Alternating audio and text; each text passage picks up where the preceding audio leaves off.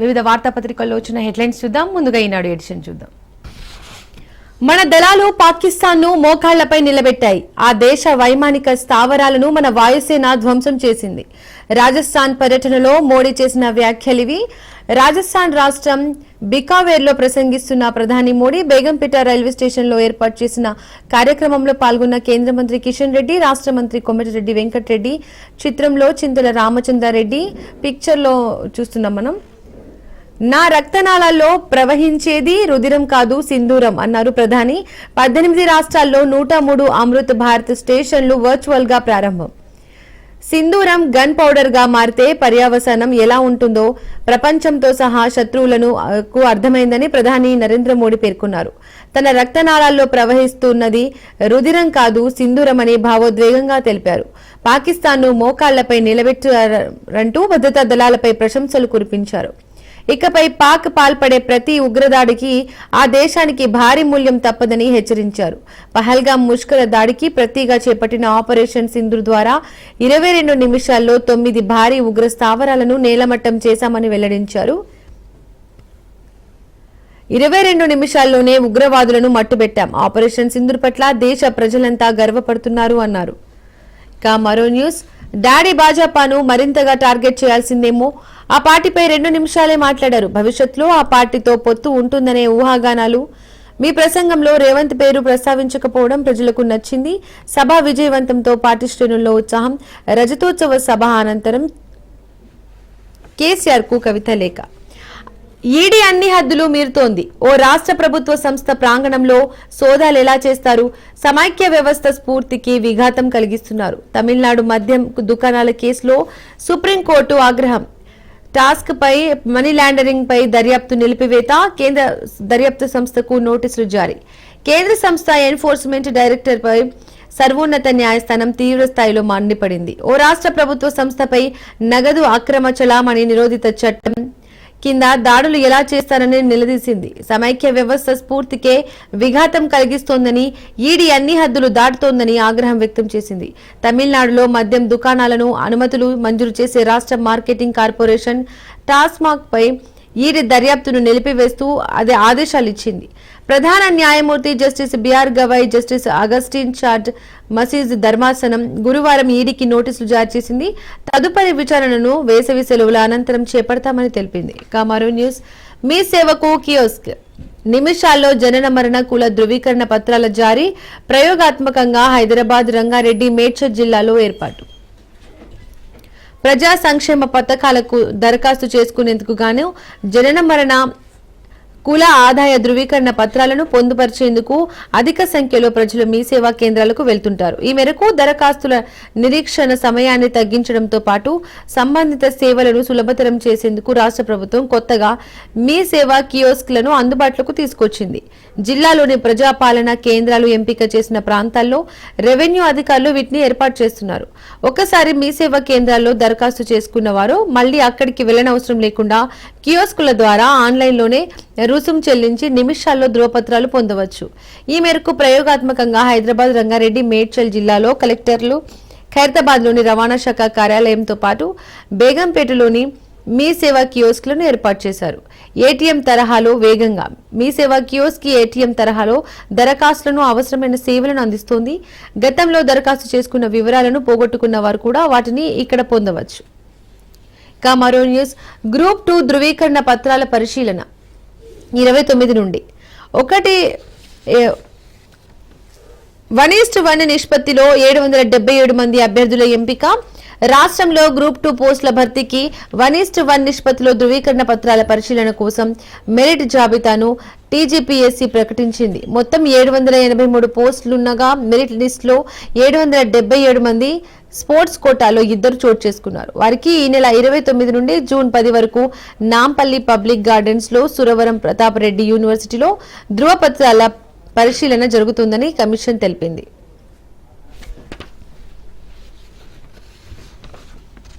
ఇవి ఈనాడు ఎడిషన్ లో headlines. Andhra Jyothi edition చూద్దాం.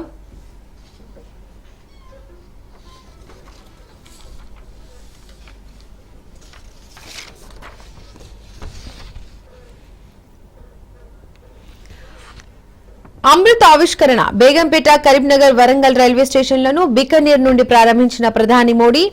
హైదరాబాద్ లో MMTS 2 పనులు షురు, త్వరలో యాదగిరిగుట్ట మార్గంలోనూ మొదలు. దసరాకు కొమరవెల్లి స్టేషన్ సిద్ధం. జమ్మికుంటను అమృత్లో చేరుస్తాం. సంజయ్ చేసిన వ్యాఖ్యలు. రాష్ట్రంలో 3 రైల్వే స్టేషన్లను అభివృద్ధి చేయడం హర్షణీయం. మంత్రి కోమటిరెడ్డి వెంకటరెడ్డి చేశారు. అమృత్ భారత్ పథకంలో భాగంగా దేశవ్యాప్తంగా అత్యాధునిక వసతులతో తీర్చిదిద్దిన 103 రైల్వే స్టేషన్లను ప్రధాని మోడీ గురువారం ప్రారంభించారు. పాక్ ను మోకాళ్లపై కూర్చోబెట్టాం. ఇక ప్రతి ఉగ్రదాడికి మూల్యం చెల్లించక తప్పదు. నా ఒంట్లో ప్రవహించేది రక్తం కాదు, సింధూరం అన్నారు ప్రధాని మోడీ. సింధూరం గన్ పౌడర్ గా మారితే ఏమవుతుందో మన శత్రువులు ప్రత్యక్షంగా చూశారు. రహీం ఖాన్ ఎయిర్ బేస్ ఇంకా ఐసీయూలోనే రాజస్థాన్ బీకనీర్లో ప్రధాని నరేంద్ర మోడీ ఎద్దేవా చేశారు. ఆపరేషన్ సింధూర్ తర్వాత తొలి బహిరంగ సభలో ప్రధాని మోడీ చేసిన వ్యాఖ్యలివి. కమరు న్యూస్. మేడిగడ్డ వద్ద కాంగ్రెస్ వాళ్లే బాంబులు పెట్టారేమో, బ్యారేజీ పగుళ్లకు వాళ్లే కారణం కావచ్చు. కమిషన్ల కోసం కాళేశ్వరాన్ని కూల్చారన్నదే రేవంత్ రెడ్డి ఎజెండా. టైంపాస్ కోసమే కేసీఆర్, హరీష్ కు నోటీసులు. మాపై లొట్టపీసు కేసులతో సీఎం చేసేదేం లేదు. కాళేశ్వరంపై బీజేపీ, కాంగ్రెస్ దుష్ప్రచారం. రేవంత్ రెడ్డిలో అపరిచితుడున్నాడు. ప్రభుత్వం వద్ద రూపాయి కూడా లేదంటారు. అందాల పోటీల కోసం 200 కోట్లు కేటాయించారంటున్నారు కేటీఆర్. ఇప్పుడేం చేద్దాం? కేసీఆర్ తో మరోసారి హరీష్ రావు భేటీ. కాళేశ్వరం కమిషన్ నోటీసులపై సమాలోచన. ఫామ్ హౌస్ లో 3 గంటల పాటు సమావేశం. కాళేశ్వరం ప్రాజెక్టులో కీలకమైన మేడిగడ్డ బ్యారేజీ పగుళ్లకు కాంగ్రెస్ వాళ్లే కారణం కావచ్చని, వాళ్లే బాంబులు పెట్టారన్న అనుమానం కలుగుతోందని బీఆర్ఎస్ వర్కింగ్ ప్రెసిడెంట్ కేటీఆర్ వ్యాఖ్యానించారు. బ్యారేజీలో కేవలం 2 చోట్ల పగుళ్లు వస్తే ఏదో అయిపోయినట్లు చేస్తున్నారని ఆరోపించారు. గురువారం తెలంగాణ భవన్లో మీడియాతో జరిపిన ఇష్టాగోష్ఠిలో కేటీఆర్ పలు అంశాలను ప్రస్తావించారు. కాసుల కక్కుర్తితో కాళేశ్వరం ప్రాజెక్టులోని బ్యారేజ్లు కూల్చారని, మళ్లీ టెండర్లు పిలిచి 20% నుండి 30% వరకు తీసుకున్నారని ఆరోపించారు. కమరో న్యూస్. పోలీసులు తెలిసినవి అవాస్తవాలు. ఎన్నికల ప్రచారంలో నేను ఎక్కడా ఏ తప్పు చేయలేదు. గత ప్రభుత్వ ఒత్తిడితో నాపై తప్పుడు కేసులు పెట్టారు. కోడ్ ఉల్లంఘన కేసులో సీఎం రేవంత్ వాంగ్మూలం. నాంపల్లి కోర్టుకు హాజరయ్యారు. వచ్చే నెల 12వ తేదీ తీర్పు. ఎన్నికల ప్రచారంలో భాగంగా తాను ఎక్కడా ఎలాంటి తప్పు చేయలేదని, కోడ్ ఉల్లంఘన కేసుల విషయంలో పోలీసులు తెలిపిన వివరాలు అవాస్తవాలని సీఎం రేవంత్ రెడ్డి నాంపల్లి కోర్టుకు తెలిపారు. అసెంబ్లీ ఎన్నికల ప్రచారం సందర్భంగా ప్రవర్తన నియమావళిని ఉల్లంఘించారనే అభియోగాలతో అక్కడి టీపీసీసీ అధ్యక్షుడు రేవంత్ పై బేగం బజార్, నల్లగొండ 2 టౌన్, మెదక్ పోలీస్ స్టేషన్లో కేసులు నమోదు చేసిన సంగతి తెలిసిందే. ఇక మరో న్యూస్. జంగు నవీన్, సజ్జా నాగేశ్వరరావు ఎన్కౌంటర్లో మృతి. మొత్తం 27 మంది వివరాలు ప్రకటించిన ఛత్తీస్గఢ్ పోలీసులు. నంబాల కేశవరావు బృందం మొత్తం తుడిచిపెట్టుకుని పోయిందని వెల్లడి. సుకుమాలో పేలిన ఐఈడీ, జవాన్ మృతి. కగారాపేయాలంటూ రాజధానిలో ధర్నా. మరో న్యూస్. ఇవి ఆంధ్రజ్యోతి ఎడిషన్ హెడ్లైన్స్. సాక్షి ఎడిషన్ చూద్దాం.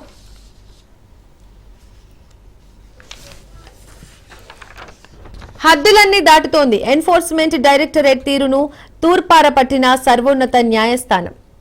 సమైక్య పాలన భావనను ఈడీ కాలరాస్తోంది. ఒక ప్రభుత్వ కార్పొరేషన్ నేరం ఎలా చేయగలదు? టాస్మాక్ పై ఈడీ దర్యాప్తు చట్ట విరుద్ధంగా సాగుతోంది. అన్ని ఉల్లంఘనలను పాల్పడుతోందని తమిళనాడు రాష్ట్ర లిక్కర్ రిటైలర్ సంస్థపై ఈడీ మనీ లాండరింగ్ దర్యాప్తుపై స్టే విధించిన సుప్రీంకోర్టు స్వాగతించిన తమిళనాడు ప్రభుత్వం ఈడీ దుర్వినియోగాన్ని బీజేపీ మానుకోవాలని డీఎంకే హితవు. ఈడీ రాష్ట్రాల హక్కుల్ని అన్యాయంగా బలవంతంగా లాక్కొంటోందన్న తమిళనాడు సర్కార్. కమరో న్యూస్. చంద్రబాబుదే మద్యం స్కామ్. వైఎస్ఆర్సీపీపై అధినేత మాజీ సీఎం వైఎస్ జగన్మోహన్ రెడ్డి ధ్వజం. 2014-15 మధ్యలో కేబినెట్ కళ్లుగప్పి మద్యంపై ప్రివిలేజ్ ఫీజును రద్దు చేస్తూ 3 కోట్ల ఫైల్పై చంద్రబాబు సంతకం చేశారు. దీనివల్ల ఏటా ఖజానాకు 5,000 కోట్లకు పైగా నష్టం వాటిల్తోంది. ప్రభుత్వానికి ఆదాయం తగ్గింది. ఇలా తగ్గిన ఆదాయం చంద్రబాబు గజదొంగల్లా ముఠా జేబులోకి చేరింది. మద్యం స్కామ్ పై బలమైన సాక్ష్యాధారాలున్నాయనే చంద్రబాబుపై కేసు నమోదు. తనపై కేసును నీరుగారుస్తూ అధికార దుర్వినియోగానికి పాల్పడుతున్నారు. 2019-2024 మధ్య మద్యం స్కామ్ జరగకపోయినా జరిగినట్లుగా బేతాళ కుట్రలు చేస్తున్నారు. ఒక్క ఫైల్ అయినా సీఎంఓకు వచ్చినట్లు సంతకం చేసినట్లు చూపించగలరా అని జగన్మోహన్ రెడ్డి వ్యాఖ్యానించారు. మరో న్యూస్. రక్షణ ఆవిష్కరణల కేంద్రం ఐఐటిహెచ్ సైనిక అవసరాల కోసం పరిశోధనలు ఆవిష్కరణలపై దృష్టి. సిఇఓల ఏర్పాటుకు ఆర్మీ నౌకా విభాగాల ఆసక్తి.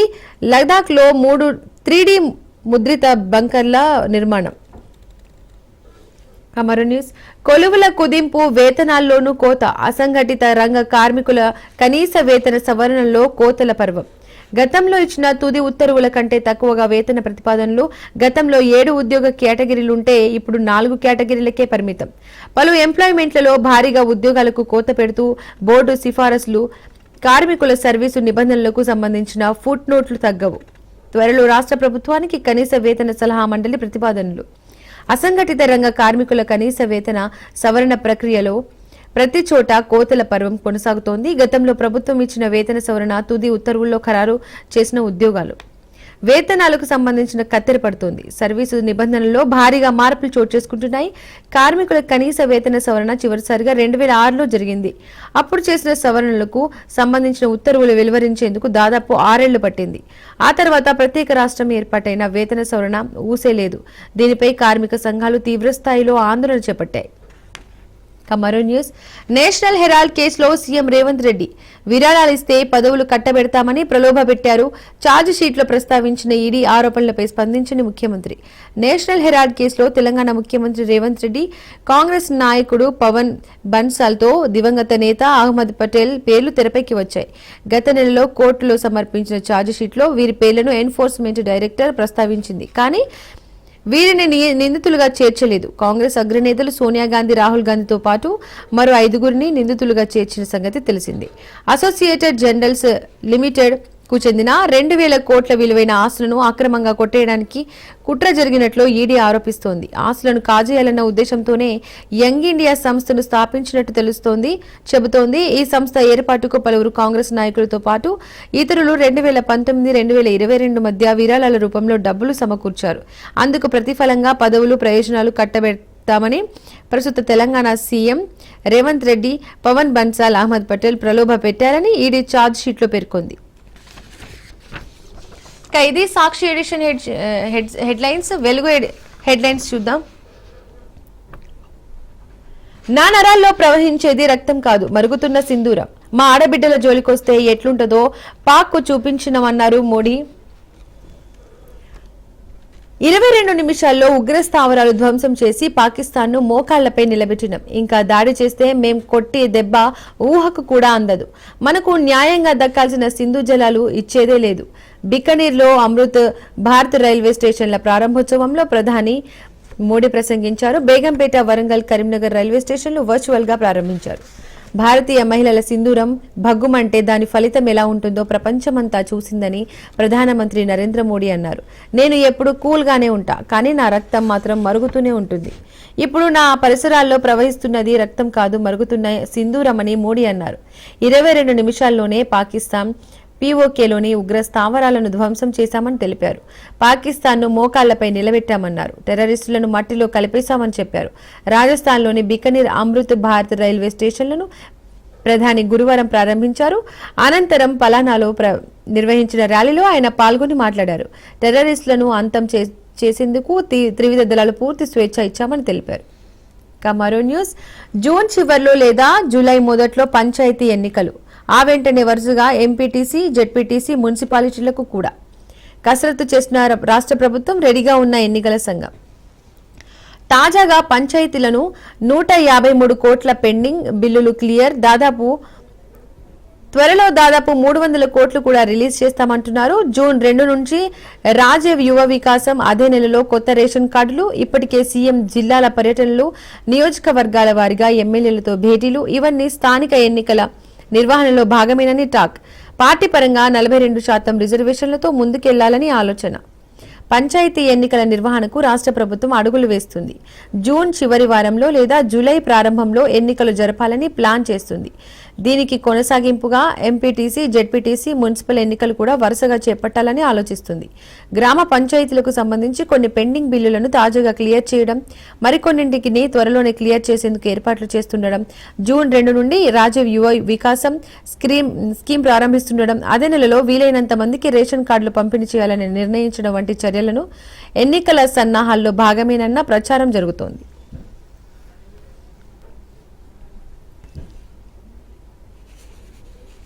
ఇక మరో న్యూస్, 50,000 ఈ నెలాఖరులోగా ఖరారయ్యే ఛాన్స్. కసరత్తు చేసిన టీఏఎఫ్ఆర్ఎస్పీ అత్యధికంగా 4 కాలేజీల్లో 2 లక్షలకు పైనే, సగానికి పైగా కాలేజీల్లో 1 లక్షకు పైగా ఫీజు. రాష్ట్రంలో రాబోయే 3 ఏళ్లకు ఇంజనీరింగ్ కాలేజీల్లో ఫీజులు ఖరారు చివరి దశకు చేరింది. ఇప్పటికే మెజార్టీ ప్రైవేట్ కాలేజీల్లో ఫీజులు ఫైనల్ కాగా కొన్నింటిపై ఇంకా చర్చలు జరుగుతున్నాయి. అయితే ఈసారి మినిమం ఫీజును 50,000 చేయాలనే యోచనలో అధికారులు ఉన్నారు. మరోపక్క ఫీజు అధికంగా 2 లక్షలు దాటవచ్చన్నారు. ఈ నెలాఖరులో ఇంజనీరింగ్ ఫీజులపై స్పష్టత రానున్నది. స్టేట్లోని ఇంజనీరింగ్ కాలేజీల్లో 2025, 26, 27, 28 విద్యా సంస్థలకు గాను ఫీజులను నిర్ణయించేందుకు Telangana admission and fee regularity committee TAFRC ఇప్పటికే పలుమార్లు సమావేశమైంది. ఫీజుల ఖరారుకు టీఏఎఫ్ఆర్సీకి 157 కాలేజీలు దరఖాస్తు చేసుకోగా ఆయా కాలేజీల పత్రాలను పరిశీలించారు. దీంతో ఫీజుల ఖరారు ఓ కొలిక్కి వచ్చింది. సర్కారు కాలేజీలలో ప్రస్తుతం మినిమం ఫీజు 35,000 ఉండగా దాన్ని అలాగే కొనసాగించాలని నిర్ణయించారు. ప్రైవేటు కాలేజీల్లో మినిమం ఫీజు 45,000 ఉండగా దాన్ని 50,000కు పెంచాలని టీఏఎఫ్ఆర్సీ ప్రతిపాదనలు రెడీ చేసింది. దాదాపు ఇది ఖరారయ్యే ఛాన్స్ ఉంది. అత్యధికంగా 4 ప్రైవేటు ఇంజనీరింగ్ కాలేజీల్లో 2 లక్షలకు పైగా ఫీజులు ఉండే అవకాశం ఉంది.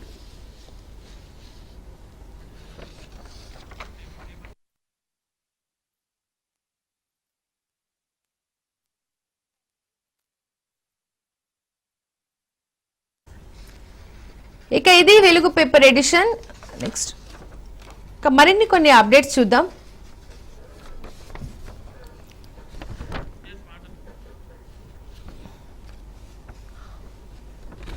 కోట అయిపోయిన ఏపీకి ఇంకా నీళ్లు, తాగునీటి అవసరాల పేరిట మళ్లీ అలొకేషన్. సాగర్ కుడి కాలువ నుండి 5,500 క్యూసెక్కుల చొప్పున డ్రా చేసుకునేందుకు అవకాశం. తెలంగాణకు 10.26 టీఎంసీలు కేటాయింపు. శ్రీశైలం నుండి తీసుకోవాలని యోచన.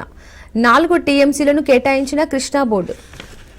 జల దోపిడీకి పాల్పడి కోటాకు మించి నీటిని ఎత్తుకెళ్లిన ఏపీకి కృష్ణా రివర్ మేనేజ్మెంట్ బోర్డు మరిన్ని నీళ్లను కేటాయించింది. శ్రీశైలం, నాగార్జున సాగర్ ప్రాజెక్టుల నుండి ఇప్పటికే 716 టీఎంసీలను తోడేసుకున్న ఏపీకి తాజాగా మరో 4 టీఎంసీలు ఇచ్చింది. సాగర్ కుడి కాలువ నుండి 5,500 క్యూసెక్కుల చొప్పున నీటిని తీసుకెళ్లేందుకు ఏపీకి అవకాశం కల్పించింది. తెలంగాణ మాత్రం కోటాను కూడా పూర్తిగా వాడుకోలేదు. ఇప్పటి వరకు మన రాష్ట్రం వాడుకున్న నీళ్లు కేవలం 275.9 టీఎంసీలే కాగా తాజాగా 10.26 టీఎంసీలను బోర్డు కేటాయించింది. ఈ మేరకు గురువారం కేఆర్ఎంబీ వాటర్ రిలీజ్ ఆర్డర్ జారీ చేసింది. తాగునీటి అవసరాలకు సంబంధించి ఏపీ, తెలంగాణ పెట్టిన డిమాండ్లకు తగ్గట్టు ఈ నెల 5న కేఆర్ఎంబీ 3 మెంబర్ కమిటీ మీటింగ్ నిర్వహించింది. ఈ సమావేశానికి తెలంగాణ ఈఎన్సీ హాజరైన ఏపీ మాత్రం కుంటి సాకులు చెప్పి ఎగ్గొట్టింది. ఆ తర్వాత వాటర్ ఇండెక్ట్ రిక్వెస్ట్ బోర్డు అవకాశం ఇచ్చింది. దీంతో 10.26 టీఎంసీలు కావాలని తెలంగాణ, 10 టీఎంసీలు అవసరమని ఏపీ ఇండెంట్ ఇచ్చాయి. అన్నింటినీ పరిగణలోకి తీసుకున్న బోర్డు తెలంగాణ డిమాండ్ మేరకు 10.26 టీఎంసీలు, ఏపీకి 4 టీఎంసీలను కేటాయించింది. సాగర్లో 505 అడుగుల మంచినీళ్లు. ఈ నెల 5 నాటికి Srisailam minimum draw down level 800 అడుగులు. Nagarjuna Sagar minimum draw level 510 అడుగుల వద్ద కేవలం 10.81 టీఎంసీల నీళ్లే అందుబాటులోకి ఉన్నాయని కృష్ణా బోర్డు వాటర్ రిలీజ్ ఆర్డర్లో పేర్కొంది. ఈ నీళ్లలో ఇరు రాష్ట్రాలకు నీళ్లు ఇవ్వడం సాధ్యం కాదు. దీంతో శ్రీశైలంలో 800 అడుగుల వద్ద నుండే నీటిని తీసుకోవాలనుకున్న సాగర్ నుండి మాత్రం 505 అడుగుల వద్ద నుండి కూడా నీటిని తీసుకునేందుకు బోర్డు అనుమతించింది. ఆ లెక్క ప్రకారం శ్రీశైలంలో 8.422 టీఎంసీలు, సాగర్లో 12.793 టీఎంసీల నీళ్లు అందుబాటులోకి ఉన్నాయి.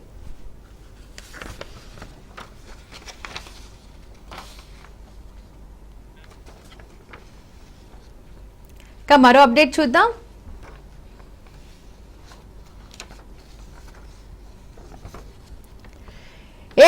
వేల కోట్లు దోచేసి ఆధారాలన్నీ చెరిపేసి 3.58 లక్షల జీబీల డేటా నాశనం చేసిన వైకాపా మద్యం ముఠ దర్యాప్తు ప్రక్రియకు తీవ్ర అవరోధాలు. వాటన్నింటినీ అధిగమించి కేసు కొలిక్కి తెచ్చిన సిట్. ఏపీలో నూతన మద్యం విధానం ముసుగులో వేల కోట్ల దోపిడీకి తెగబడ్డ వైకాపా మద్యం ముఠ అందుకు సంబంధించిన కీలక ఆనవాళ్లు ఆధారాలేవీ లభించకుండా పెద్ద ఎత్తున ధ్వంసం చేసింది. ఒకటో రెండో కాదు, ఏకంగా 350 టెరాబైట్లు అంటే 3,58,000 జీబీల డేటాను నామరూపాలు లేకుండా నాశనం చేసింది. ఫోరెన్సిక్ రికవరీ కూడా వీల్లేకుండా వాటన్నిటినీ చెరిపేసింది. ధ్వంసం చేసిన డేటా పరిమాణం కనీసం 375.80 కోట్లకు పైగా పేజీలు, రికార్డులు, డాక్యుమెంట్లంతా ఉంటుందని అంచనా. 2019 నుండి 2024 మధ్య ఎప్పటికప్పుడు వ్యవస్థీకృతంగా ఈ డేటా ధ్వంసానికి పాల్పడ్డారు. ఇదంతా వివిధ కంపెనీలకు సంబంధించి మద్యం ఉత్పత్తి, సరఫరా, ఎగుమతులు, సుంకం రహిత కొనుగోళ్లు, ఎక్సైజ్ మినహాయింపులు, ఆర్థిక లావాదేవీలకు సంబంధించిన సమాచారమే. ఏపీఎస్బీసీఎల్ నిర్వహించిన ఆడిట్ ట్రయల్స్, సిట్, సిఐడి చేసిన తనిఖీల్లో ఈ రికార్డుల ధ్వంసం విషయం వెలుగు చూసింది. లభ్యమైన అందుబాటులో ఉన్న సమాచారం ఆధారంగా దర్యాప్తు చేస్తేనే ఈ కుంభకోణంలో వేల కోట్లు కొల్లగొట్టినట్టు తేలింది. ధ్వంసమైన డేటా రికార్డులు కూడా దొరికి వాటిని విశ్లేషించి ఉంటే ఈ కుంభకోణంలోని మరిన్ని మూలాలు బయటకు వచ్చి ఉండేవి. మరో అప్డేట్. జంగు నవీన్, సజ్జా నాగేశ్వరరావు